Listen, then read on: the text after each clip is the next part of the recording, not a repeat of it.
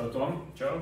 Izstāsti visiem, kas tu esi un ar ko nodarbojies. Jā, mani sauc Toms Jānis Eglīts, es esmu sporta ārsts, sporta veselības centrā Valmierā un nodarbojos ar to, lai palīdzētu cilvēkiem sasniegt labāku veselību un arī patīk trenēties.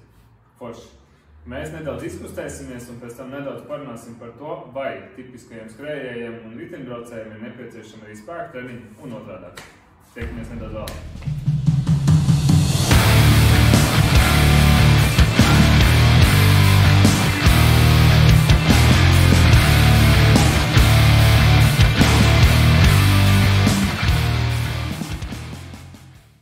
Jā, mūsu saruna tehniski iemeslu dēļ sasvīdušiem zālē pēc sportošanas neizdevās kā plānots, bet esam šeit pie tevis darbā.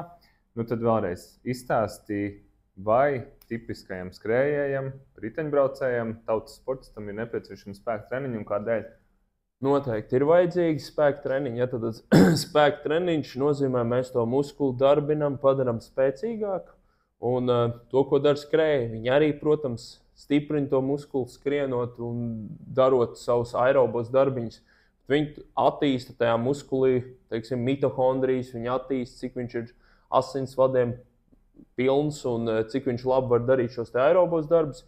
Bet spēka treniņi attīstīs tieši to lielumu, eksplozitāti un iespējams tad šis te darbs atļaus šim sportistam ātrāk uzskriet kalnā, stirnu bukā, ātrāk noskriet kilometru un dažādas lietas izdarīt daudz ātrāk un sasniegt jaunus rezultātus.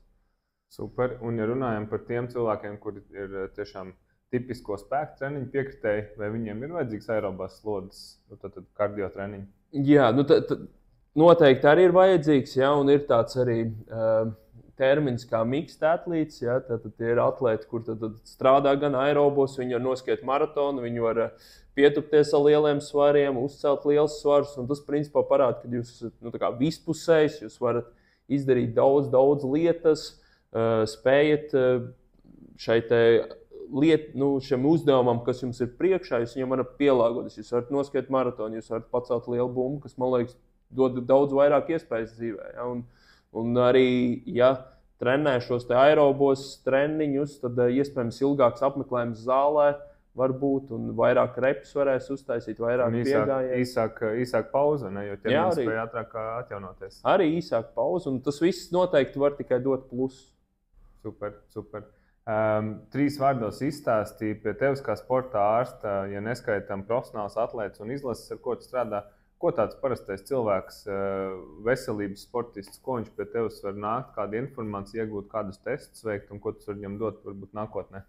Pie sporta ārsta var nākt ar jebkuru traumu. Pirmkārt apskatīties, vai šo traumu mēs nevaram rehabilitēt ar vingrojumiem, ar treniņiem, ar metodi, kas varbūt neiekļauj sevī operāciju un varam pilnīgi tikt cilvēkam līdz tam funkcionalitātes līmenim, kur viņš grib tikt. Un to mēs darām šajā sporta veselības centrā Valmieras ļoti, ļoti veiksmīgi. Arī pēc operācijām mēs esam ļoti spējīgs rehabilitācijas centrs, lai mēs varētu rehabilitēt gan sportistus, gan jebkuru cilvēku. Un tad arī jautājumi par slodzēm, jautājumi, cik liels slodzes, paskatīties, vai viss ir kārtībā ar veselību un vai esat gatavi turpināt slodzes, parunāt par slodzēm, parunāt par uzturu un par dažādām lietām un dažādiem jautājumiem droši var vērsties. Super. Viss, kas saistīts ar sporta aktivitātēm un veselību.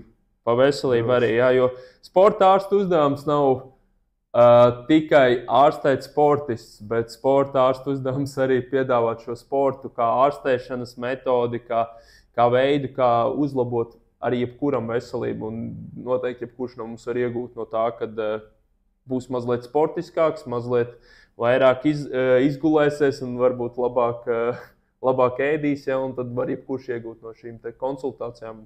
Un, jā, tas var būt labs sākums. Zelta vārdi. Vai ir taisnība, ka tu neesi satiekams tikai Valmierā? Jā, es neesmu ne tikai Valmierā, es esmu arī ortoklinikā Rīgā. Super. Mēs noteikti šī ieraksta aprakstošajā sadaļā ieliksim, kā tevi sadzīt rokā un varbūt kādas vēl papildu lietas var pie tevis izdarīt un kādu informāciju iegūt. Jā, paldies par sarunu. Mums bija gana foršs un jaudīgs treniņš. Jā, domāju, ka taisīsim līdzīgu veidu ierakstus vēl. Paldies visiem, esam aktīvi un jā, čau, foršu dienu. Čau!